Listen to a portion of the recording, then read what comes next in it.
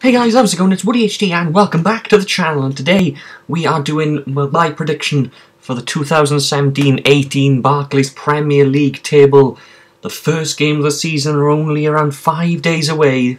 The months seem to have flown by since the last game of last season, and the start, really, of the brand new season is almost here. And today we're going to go through each position. We're actually going to do it in reverse order. We're going from bottom all the way to the top. So find out who you think will be champions at the end of the video. Let me know down below in the comments your league table predictions for the new season. But let's start off in the relegation zone. The team I have to finish bottom of the Premier League table this season is newly promoted Huddersfield Town, of course, who won via the playoffs, beating Reading in the playoff final at Wembley in May, despite the fact they've been one of the busiest clubs in the Premier League, or I think the busiest club. They spent around 35-40 million on the squad, which is a brilliant thing to do, you know, to try their best to stay in this league. But we know how tough it is to stay in the Premier League. So many teams come up in the first season and go straight back down, despite the fact they broke their record signings a few times. Of course, the Montpellier striker who they bought in for the record signing, they bought Moy back, who they had on loan for 10 million. They spent a lot of money on the squad, but I just can't see the squad being good enough. They haven't got enough quality, and I think despite the fact I said they make about 10-11 signings already, I don't think the squad is good enough, and I don't think they're going to be able to stay up this season. And unfortunately, I have got one of the biggest spenders in the Premier League,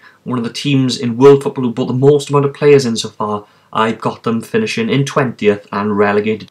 The next team I have is Brighton and Hove Albion, who came up in the automatic playoff positions. They had a brilliant season last season. I think a lot of this season is going to depend on Anthony Knockaert, the player of the season for Brighton last season.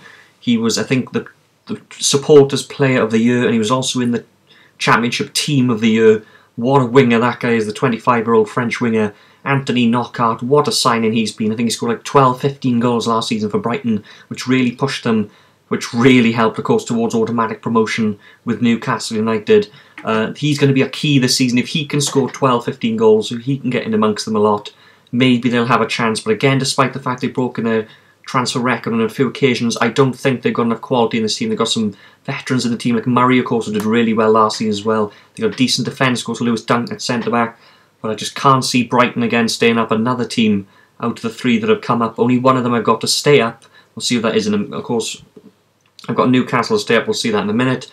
But I've got, again, unfortunately, Brighton going down in 19th. Next up, we have in the final relegation zone, I have Watford, who just stayed up last season towards the end. They really faltered in the second half of the season, had some heavy defeats. Of course, Materazzi's gone now, and Marco Silva, who went down with Hull, was given an instant chance to come back to the Premier League and take over Hull. I think he's a very, very good young manager. He had a brilliant home record with Hull. How will he do with this Watford team? If Deeney is playing well, they have a chance. Chabola, I think, is a brilliant, really cheap buy. That was from Chelsea, a brilliant sign in that. But again, it's down to quality. Of course, Pereira at centre attacking mid. But again, I think they're going to struggle this season. I don't really know where the goals are going to come from. Deeney's the only real man who's going to score the goals. They haven't got... Of course, they had Niang, who's gone back to Milan now. They've lost him. And I don't think they're going to have enough quality, score enough goals. And I think this time, Watford will get relegated. And the final promoted side from last season, I have them just staying up. Just about. I think they've got a decent squad, Newcastle. Of course, they've spent huge amounts of money in the Championship to push to try and get straight back out to the Premier League. They've spent, what, 70, 80 million, a huge amounts of money. By far the most amount of money spent by any Championship team before the start of last season. I think they've got a very good squad. I think they'll struggle. I think they'll be down the bottom. I think they'll concede too many goals. I think they'll score quite a few as well if Dwight Gale, Jose Perez, John Shelby when he's playing. They've got a decent squad in that team, but I just see them, again, it's quality at the back, etc. I don't see them having enough. I think they're going to ship a lot of goals, but I will think they're just going to have enough firepower. As long as Gale is on form, they're going to just have enough to stay up. In 16th place, I have Burnley, who were brilliant at home over the last few seasons. They've been so difficult to beat at home. They made a brilliant signing last season when they brought in Robbie Brady. Again, Burnley, I don't think, they just haven't got enough flair in the team. I think they've got a brilliant defence, But of course they've lost Michael Keane, their best defender, the centre-back who went for 30 million. I don't think they've invested that as well as they could have. I don't think they've spent it, or they haven't spent huge amounts of money. They've got Andre Gray up front, but if they lose him, they're going to really struggle to score. They're going to really struggle to score goals this season. Burnley, their home record might have them a chance of getting higher. I can see them staying up purely because of the home record. If that wasn't as strong as it is, I'd push them maybe towards the relegation zone. But I think Burnley will just have about enough to stay up again, just above Newcastle in 16th, and their home form will keep them up. In 15th place, I have Mark Hughes' Stoke City. Again, they brought in Martin Zindi, I believe. They've brought in Choupo-Moting from Schalke, I think, as a free agent. They've lost Arnautovic, of course. That was a huge loss to that team because him and Shaqiri were scoring the goals last season. They were the flair in the team. They've lost one of them. They still got Shaqiri. I'm still surprised Shaqiri signed for Stoke. That was one of the most shock signings I've seen in a while, but Stoke managed to sign him. Of course, they brought in Mbula a few years ago. He hasn't hit the ground running at all. I think he cost like 18 million. Shaqiri, again, is going to be... Of course, they lost Walters as well. They're going to struggle up front. Of course, they got Crouch. They got Diouf still, I think, but they've just not got any flair in that team. They've got Joe Allen, who I think is a brilliant centre mid. If he can chip in, and Shaqiri, they might push to a more forward position to get some more goals. But again, like Burnley, I don't think there's enough flair in the team for them to be really, really high. I think Shaqiri and Allen are just going to score the most amount of goals for these this season. Martin Zindi could be a very, very good signing at centre-back. They're signing permanently now. They've also got Kurt Zouma at the back, so they could be very strong at the back. They're going to have an okay season, not a brilliant season. I just don't think there's going to be enough goals in the team. Next up is going to be Swansea City in 13th place. They really struggled last season. They shipped the most amount of goals in the Premier League, 70 goals they conceded last season, which was just too much. Not many teams at Christmas who were bottom managed to stay up, but that's what the Swans did. They had 12 points at Christmas, and they managed to stay up. Paul Clement came in, of course. They had Guidolin, they had Bob Bradley, who I think was a very bad appointment, and then Paul Clement came in and saved them pretty much. I think they had 4 out of 5 wins in the last 5 games, including that 1-1 draw. They salvaged a point up at Old Trafford against Manchester United. I think they'll be a little bit better this season. It's all going to come down to, of course, this Gylfi-Sigurdsson saga, which continues to roll on. If they spend wisely, of course, I think they've left that too late. They should have sold him a long time ago. That still goes on and on and on. It's still not confirmed at the moment. If they spend that wisely, they might go a little bit higher, but I think they won't ship as many goals this season now Clement's in, but I think it's going to be a 14th place finish. 13th, I've got West Ham United, of course, playing the Olympic Stadium. They signed Arnautovic from Stoke for around 25 million. That was a brilliant signing for them. A few signings haven't worked for them, because Robert Snodgrass, I think they're looking to try and get rid of already, despite the fact he's only been there, less than a year, I think. Again, goals, they got Andre Ayew. If he's up for the challenge, he could be a very good player. Arnautovic, I think, was a very good signing for them. 25 million was he worth? I'm not sure, but in today's market, you've just got to pay top price for everyone, it seems. But Arnautovic could be the key to West Ham's season. I think they'll be better at the back this season. Of course, they had a few heavy defeats last season. I think they'll be a bit better this season. If all their players can stay fit, they'll have a middle-ish finish. Nothing really to shout about, but a mid-table-ish finish for West Ham this season. Next up is Bournemouth, who have got in 12th. I think Bournemouth are a brilliant attacking team. They are so fun to watch. They've got so many quick guys in their team. Afobe, Josh King, who scored 18 goals last season. Ryan Fraser's another brilliant one. They've got Stanislas. They've got some incredibly fast forwards. They've got Max Gradel. I think they're a very good team to watch, Bournemouth. One of the most exciting teams, I think, to watch in the Premier League last season. I think they finished, career high 10th, I think it was last season. I think they finished just below that. Again, they have spent rather.